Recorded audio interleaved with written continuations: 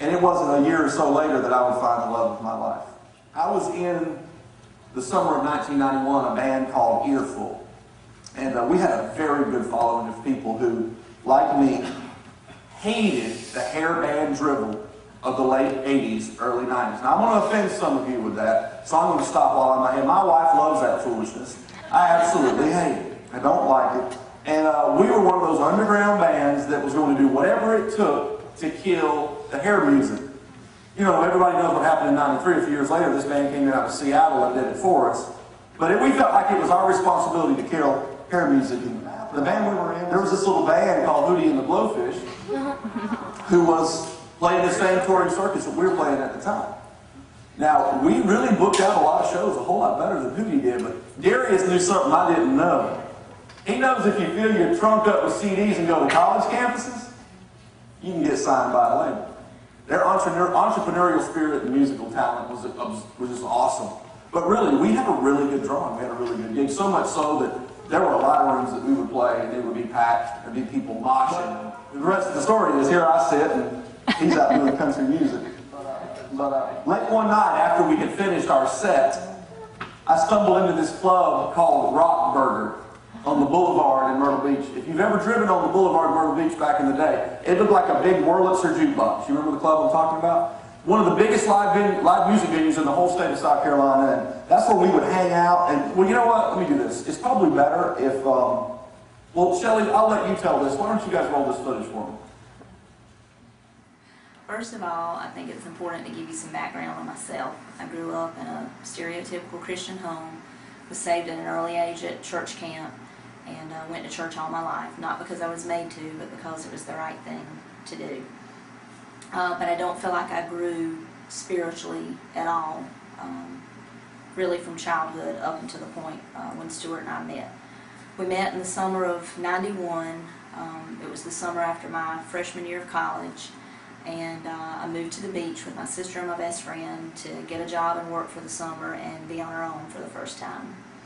And the place to be at the beach then was Rock Burger. It was a live music venue, and that was what everybody did then. So that was where we hung out, and that was where Stuart and his best friend Kevin hung out also. And not only was Rock Burger the place to be, Stuart and Kevin were the guys to know.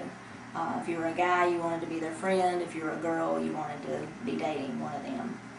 And the atmosphere of the whole place changed when they came every night. Everybody knew who they were.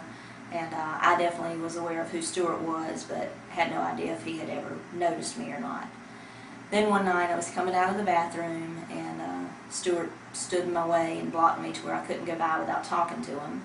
And I was there that night with a friend of his named BJ. So he stopped me and asked me, "What are you doing dating BJ?" And my response was, "I don't know." So he very arrogantly said, "Well, give me a call when you figure it out," and gave me a piece of paper with his name and phone number on it. And I didn't even wait long enough to play it cool at all. I called him the very next day, and that was the beginning of it all. All right, I was a little full of myself back then. All I can say is praise God that approach. She's the one that told the story. She didn't have to tell the truth. She could lie. She didn't praise it. Just kidding. No. Praise God, my approach didn't alienate Shelly. I don't know why it didn't, but it didn't. Because it wasn't long that I would realize that Shelly was an answer. She was an answered prayer for me. Actually, this is something I really have to share with you here. I don't know how a Christian could be further away from God than I was at these seasons of my life that we've been discussing together. But at this place in my life, I had made some tiny degree of progress because I was saying one prayer. Just one. And in a lot of ways, I was probably saying one prayer along the lines of, "God, answer this one," or that's it. And once again, I'm a hard-headed cat.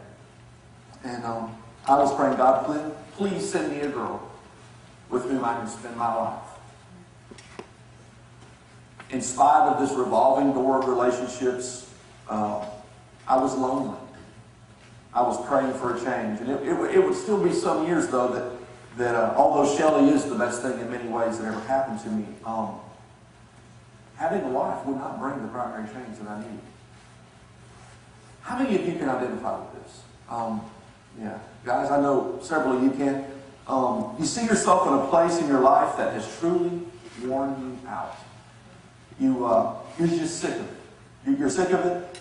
You begin to yearn for a change. You don't really know what that change needs to be. You just know you desire change. And you say, there has to be something else. If you're a Christian, maybe you begin to beg God to deliver a change for you.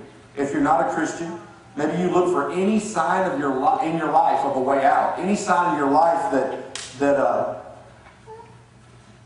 something different might actually be possible. But either way, you're so ready for a change that you're just about willing to try anything. How many of you have ever been in that place in your life? I am so miserable. I'm just about willing to try anything to see a change. That's where I was. And so many of the things that I thought would make me happy were happening. Y'all, my band jammed. We jammed. We were really good. I had plenty of attention from girls who followed our music. I was the center of attention.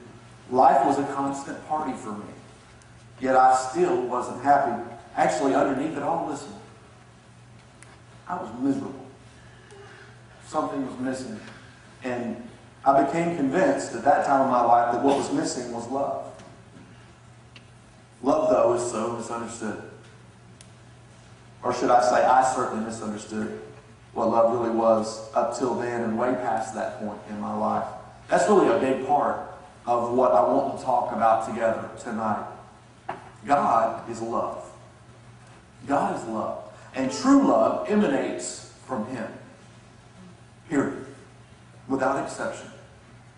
True love emanates from God. In fact, without God, and here's another one that may kill people, but without God in the equation, real love is impossible. I'm being honest with you. You cannot have real, true love in your life without God in the equation.